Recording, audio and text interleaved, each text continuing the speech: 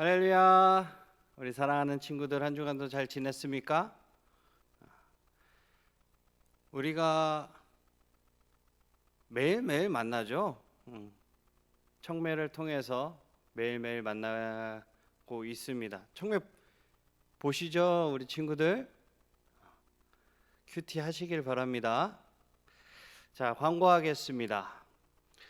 우리 9월 넷째 주일 온라인으로 함께 예배하는 청소년부 친구들, 모든 성도님들 사랑하고 축복합니다.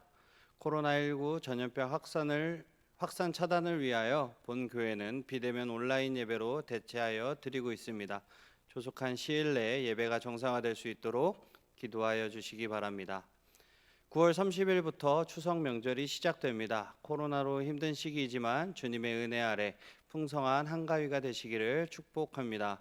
청소년 매일 성경 청매 큐티는 추석 명절에도 계속됩니다. 말씀으로 승리하는 청소년부 되시기를 주님으로 축복합니다. 10월 첫째 주 예배 후 기도 제목 카드가 URL로 보내집니다. 기도 제목을 적어주시면 전도사님과 선생님들이 기도하겠습니다. 자, 오늘 읽을 우리 하나님의 말씀 출애굽기 20장 12절에서 17절까지의 말씀입니다. 우리 다 같이 한 목소리로 봉독하여 읽겠습니다. 내 부모를 공경하라. 그리하면 내 하나님 여호와가 내게 준 땅에서 내 생명이 길리라. 살인하지 말라. 간음하지 말라. 도둑질하지 말라.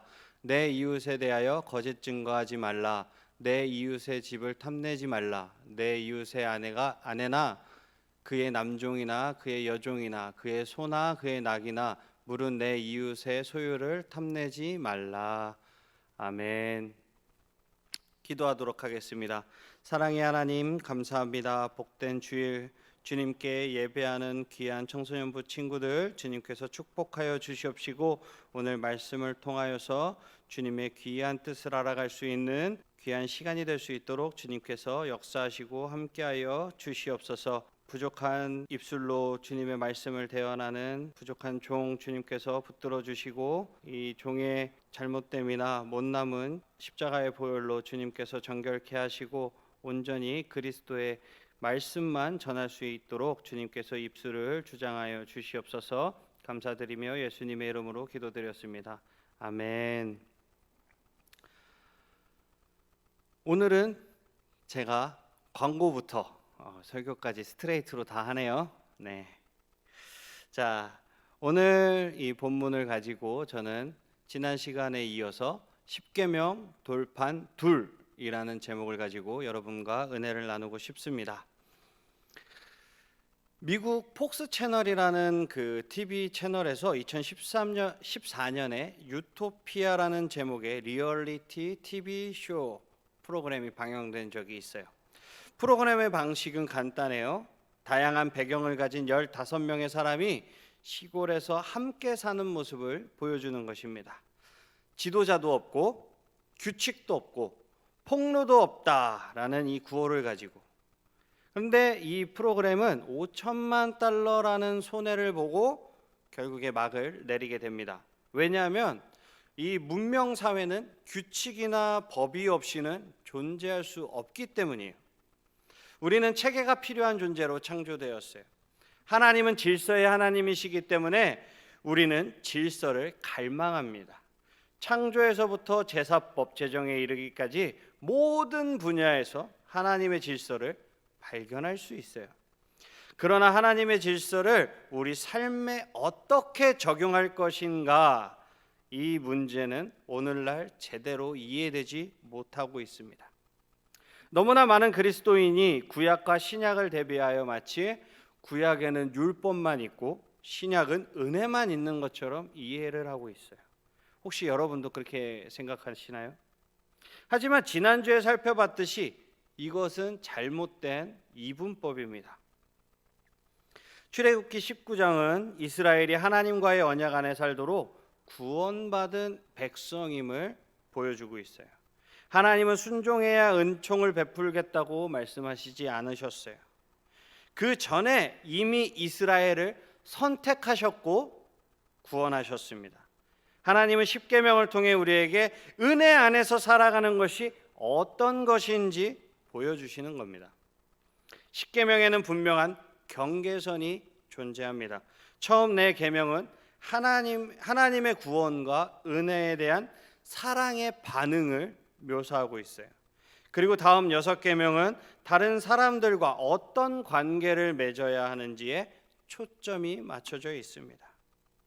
하나님은 그의 은혜로 우리가 하나님과 화해하고 친밀한 관계를 맺을 뿐만 아니라 다른 사람들과도 건강한 관계를 맺기를 원하십니다.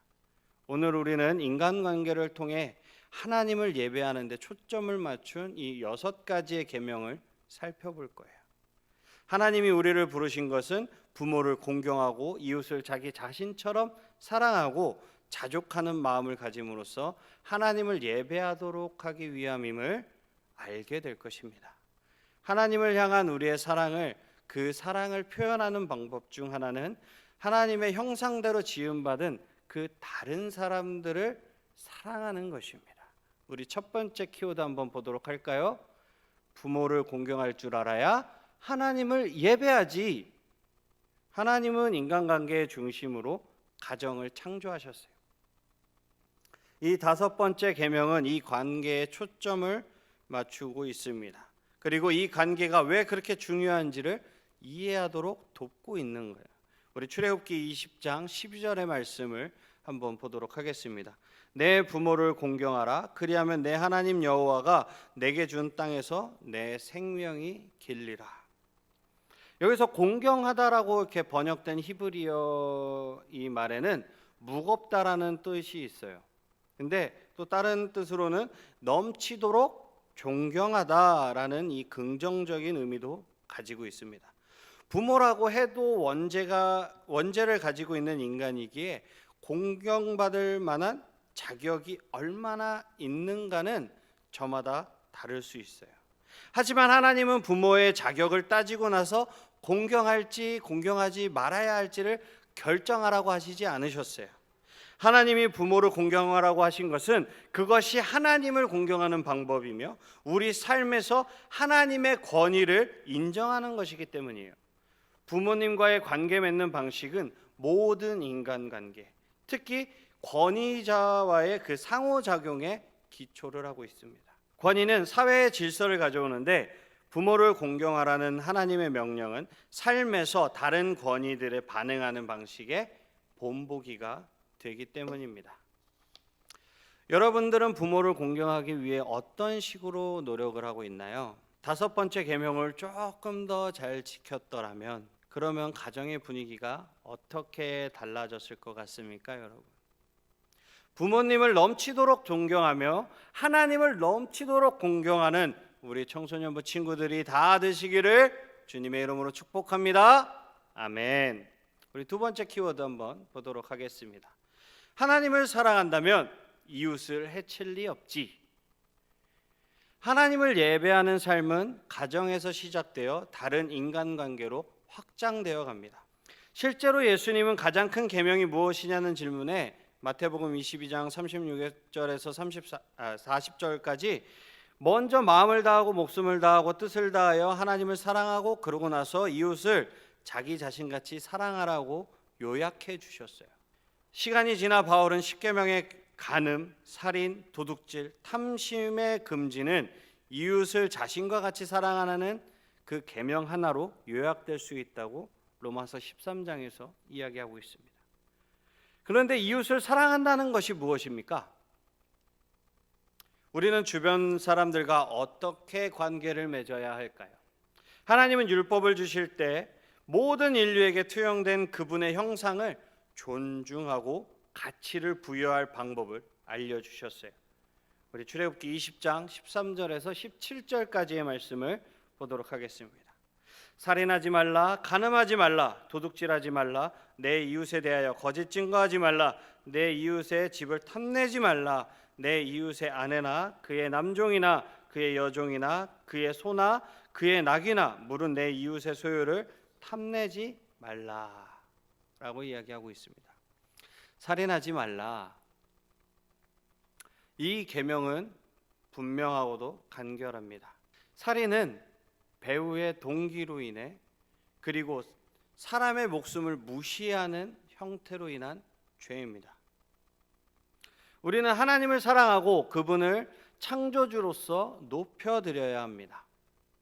따라서 우리는 하나님의 영광이 깃든 모든 생명의 가치를 인정해야 하는 거예요.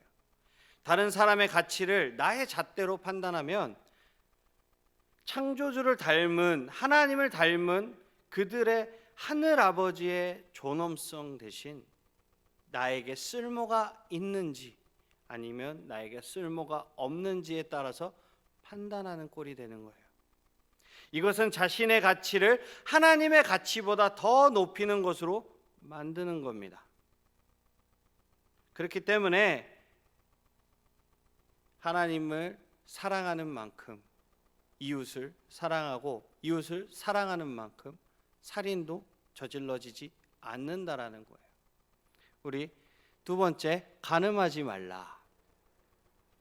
이 7번째 계명은 애초에 성이라는 것이 결혼의 범위 안에서 제한되도록 디자인하신 하나님의 뜻에서 비롯됐습니다. 태초에 하나님은 사람이 혼자 사는 것이 좋지 않다고 여겨 여자를 창조하셨죠. 아담과 하와는 진리와 사랑 안에서 하나님의 형상을 함께 드러냈습니다. 간음이란 성적 문란으로 결혼이라는 그 연합을 끊는 거예요. 가족에게 상처를 주고 하나님이 신성한 안식처로 디자인하신 그 가정을 파괴하게 되는 것입니다. 자, 도둑질하지 말라. 8번째 계명은 도둑을 금하고 있어요. 그죠? 도둑질은 모든 선한 것의 주인이신 하나님을 신뢰하는 대신 소유욕에 사로잡혀 온갖 부정한 행위를 저지르는 것을 가리키는 것입니다. 우리는 왜 도둑질할까요? 하나님의 공급하심을 신뢰하지 못하기 때문이에요.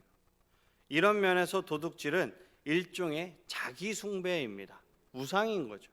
하나님을 신뢰하기보다 자립을 선호하기 때문이에요. 그리고 내 이웃에 대하여 거짓 증거하지 말라. 9번째 이 계명은 이웃에 대한 위증을 금지하고 있어요. 구약 성경 내내 하나님은 거짓말하는 입술에 대한 미움을 말씀하고 계십니다. 그리고 진실만을 선포하라고 요구하세요. 하나님은 진실을 말씀하시는 분이므로 그분의 백성도 언제나 진실만을 말해야 하는 것입니다. 우리는 어떤 종류의 거짓이라도 뿌리칠 수 있는 사람이 되어야 합니다. 거짓말은 그럴 만한 자격이 없는 자신에게 찬양과 보호와 유익을 끼칠 요량으로 하는 조작이에요. 맞죠? 그 성격은 단순히 진실을 말하지 않는 것, 그 이상의 무엇이거나 하나님이 아닌 사탄의 것에 더 가깝죠. 우리가 자신을 높이기 위해 거짓말을 한다면 우리는 하나님과 그분의 거룩한 성품을 담지 못합니다. 그리고 우리 마지막 10번째 계명, 내 이웃의 집을 탐내지 말라. 이 10번째 계명은 욕구를 충족하고자 하는 우리의 성향에 관한 계명입니다. 사람은 하나님이 되려고 하면서 자기가 결코 얻을 수 없는 것들을 채우려고 애를 씁니다. 이러한 특성은 에덴 동산에서부터 시작이 되었죠. 정직하게 잘 관찰한다면 자기 삶에서 이런 성향을 발견하게 될 거예요. 탐심은 단지 무엇을 갖고자 하는 그 소유욕만이 아닙니다. 하나님이 아닌 다른 사람이나 그 사물로 기쁨을 얻고 채워질 수 있다고 확신하는 거예요. 욕망을 달래주는 것이 만족까지 줄 수 있다고 믿는 자기 숭배인 거죠. 우리 이 위에 5가지 계명 중에서 가장 무시하기 쉬운 것이 무엇인가요? 살인은 생각하기가 좀 쉽지는 않죠. 간음, 아직 우리는 청소년이니까. 아니면 도둑질하지 말라. 요거는 조금 무시할 수 있을 것 같아요. 그리고 아니면은 거짓말. 그리고 내 안에 이 꿈틀대고 있는 탐욕. 요 3가지는 좀 힘들 것 같아요. 하지만 이 계명을 지키며 살아가는 그리스도인이 많아진다면 세상은 어떻게 달라질 것 같습니까?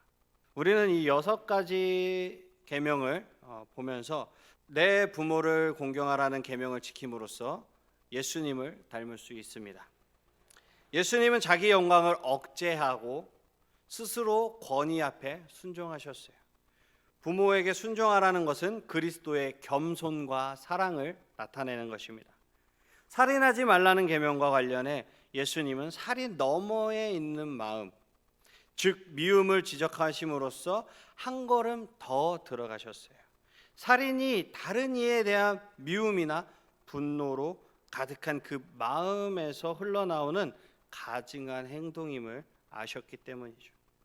그리고 간음하지 말라는 계명과 관련해서는 예수님은 행동 너머에 있는 마음, 또 즉 음욕을 지적하십니다. 이는 결혼 서약이 예수님과 교회의 관계를 보여주기 때문이에요. 예수님은 신실한 신랑으로서 자신이 구속하신 백성과 친밀한 관계에 들어가십니다. 이처럼 남자와 여자는 결혼이라는 언약적 관계에 들어감으로써 그리스도의 사랑과 신실함에 대해 생생하고 객관적인 교훈을 세상에 보여줍니다. 도둑질하지 말라는 계명과 관련해서 예수님은 정말 중요한 것이 무엇인지 깨닫게 하시면서 보물이 있어야 할 곳을 알려주십니다. 도둑이 올 수 없는 하늘에 보물을 쌓아두는 여러분들이 되시기를 주님의 이름으로 축복합니다. 내 이웃에 대하여 거짓 증거하지 말라는 계명과 관련해서 예수님은 우리가 복음의 권능을 통해서 자기 자신보다 진실을 더 사랑하도록 다시 태어날 수 있다고 일깨워 주셨어요. 또 내 이웃의 집을 탐내지 말라는 계명과 관련해서 예수님은 우리가 성령의 능력을 통해 만족을 얻을 수 있다고 가르쳐 주십니다. 오직 그리스도를 통해서만 이기심을 죽일 수 있으면서 우리의 삶에 임하는 하나님의 계획과 공급에 만족할 수 있는 것입니다. 말씀을 정리하도록 하겠습니다. 그리스도는 십계명과 깊은 관계가 있으세요. 십계명은 단지 하지 말라는 것들의 목록이 아니에요. 하나님 나라의 시민으로서 살아가도록 그 예수 그리스도가 우리를 변화시키는 방법의 표현인 것입니다. 다른 사람들과 관계 맺는 방식은 복음을 전하는 데 영향을 미칩니다. 만약 그리스도인이라고 하면서도 다른 사람들을 푸대접하거나 존중하지 않는다면 그들에게 우리의 복음 증거는 부정적으로 비칠 수밖에 없는 것입니다. 반대로 사랑하고 존중한다면 우리의 이 복음이 우리가 하는 복음 증거가 긍정적으로 비칠 수 있을 것입니다. 믿음은 관계에 긍정적인 영향을 끼쳐야 하고 관계는 주변 사람들을 향한 복음 증거에 긍정적으로 기여해야 하는 것입니다. 믿으십니까, 여러분? 아멘. 한 주간도 이 말씀 붙들고 사랑하며 존중하며 살아가는 우리 귀한 청소년부 친구들이 되시기를 주님의 이름으로 축복합니다. 아멘. 기도하겠습니다. 사랑의 하나님, 감사합니다. 성경의 모든 가르침이 진리임을 이 시간 고백하게 하시고 이 성경의 말씀으로 말미암아 하나님의 영광에 합당하게 살아갈 수 있도록 우리를 가르쳐 주시옵소서. 하나님이 우리를 부르신 것은 부모를 공경하고 내 이웃을 내 자신처럼 사랑하고 자족하는 마음을 가짐으로써 하나님을 예배하도록 하여 주시고 하나님을 향한 우리의 사랑의 표현을 그 표현의 방법을 이 십계명이라는 거룩한 계명으로 주신 것을 감사합니다. 날마다 하나님의 형상대로 지음받은 다른 사람들을 사랑하는 귀한 우리 청소년부 친구들이 되게 하시고 이 귀한 말씀을 깨닫고 그리고 깊이 마음에 새기면서 나아갈 수 있도록 주님께서 함께하여 주시옵소서. 부모와 마찬가지로 이웃을 사랑하고 그리고 하나님을 더욱더 사랑할 수 있는 귀한 우리 청소년부 친구들이 될 수 있도록 주님께서 함께하여 주시옵소서. 감사드리며 예수님의 이름으로 기도드렸습니다. 아멘. 이 시간 몸이 아픈 친구들은 아픈 곳에, 문제가 있는 친구들은 가슴에 손을 얹으시기 바랍니다. 제가 기도하겠습니다. 치료 하나님, 여호와 라파의 하나님, 이 시간 주님의 말씀에 의지하여 믿음으로 손을 얹었습니다. 이 시간 믿음으로 손을 얹은 곳마다 병든 몸을 치료하여 주시고 회복시켜 주시고 모든 질병은 사라지게 하여 주시옵소서. 모든 육체를 강건하게 지켜 주시옵소서. 뼈 마디마디마다 강건하게 하시고 온전하게 하여 주시옵소서. 피부가 세포가 다시 재생되게 하시고 모든 염증이 가라앉게 하여 주시옵소서. 샬롬의 하나님, 마음에 소원이 있어 가슴에 손을 얹었습니다. 주님, 우리의 친구들의 모든 문제를 해결하여 주시옵소서. 학업의 문제를 해결하여 주시고 고민들을 이 시간 주님의 뜻으로 해결하여 주시옵소서. 부모님과의 문제들, 친구들과의 문제들, 그리고 나 자신과의 문제들을 주님께 위탁드리오니 주님께서 위로하시고 만지시고 회복시켜 주시옵소서. 그리고 고입과 대입을 앞둔 모든 친구들에게 지혜와 명철을, 그리고 하나님의 비전을 품고 학교를 선택하게 하여 주시옵소서. 운동하는 모든 친구들에게 다치지 않고 운동할 수 있도록 함께하여 주시옵소서. 우리 친구들이 가는 모든 길에 꼬리가 되지 않고 머리가 되게 하여 주시고 온전히 그리스도의 향기를 날리는 귀한 청소년부 친구들이 되게 하여 주시옵소서. 주님의 영광의 빛을 발하게 하여 주시옵소서. 은혜의 주님, 질병의 세력이 이 땅을 덮고 있습니다. 주님, 회복시켜 주시고 황폐화되어 가는 이 땅에 주님의 자비를 부어 주시옵소서. 민족의 대명절 추석을 앞두고 있습니다. 코로나19의 위험 가운데서 우리 친구들을 지켜주시며 주님의 뜻 가운데 이 코로나19 바이러스가 종식되게 하시고 주님을 목소리 높여 찬양하고 예배하게 하여 주시옵소서. 사랑의 주님, 말씀에 감사하여 주님께 귀한 예물 올려드립니다. 주님께서 흠양하시고 이 예물이 사용되는 모든 곳마다 그리스도의 향기가 흘러넘치게 하여 주시옵소서. 작지만 우리의 작은 마음을 들여 주님께 예물 드리오니 주님께서 30배, 60배, 100배의 크신 축복을 더하여 주시옵소서. 손이 베어 드리지 못한 손길 가운데 주님께서 동일한 축복을 부어 주시옵소서. 여호와는 내게 복을 주시고 너를 지키시기 원하며 여호와는 그의 얼굴을 내게 비추사 은혜 베푸시기를 원하며 여호와는 그 얼굴을 내게로 향하여 드사 평강 주시기를 원하노라. 아멘. 다 일어나셔서 주기도문 하시고 승리하였네 찬양하심으로 예배를 마치도록 하겠습니다. 하늘에 계신 우리 아버지여, 이름이 거룩히 여김을 받으시오며 나라가 임하시오며 뜻이 하늘에서 이루어진 것 같이 땅에서도 이루어지이다. 오늘 우리에게 일용할 양식을 주시옵고 우리가 우리에게 죄 지은 자를 사하여 준 것 같이 우리의 죄를 사하여 주시옵고 우리를 시험에 들게 하지 마시옵고 다만 악에서 구하시옵소서. 나라와 권세와 영광이 아버지께 영원히 있사옵나이다. 아멘.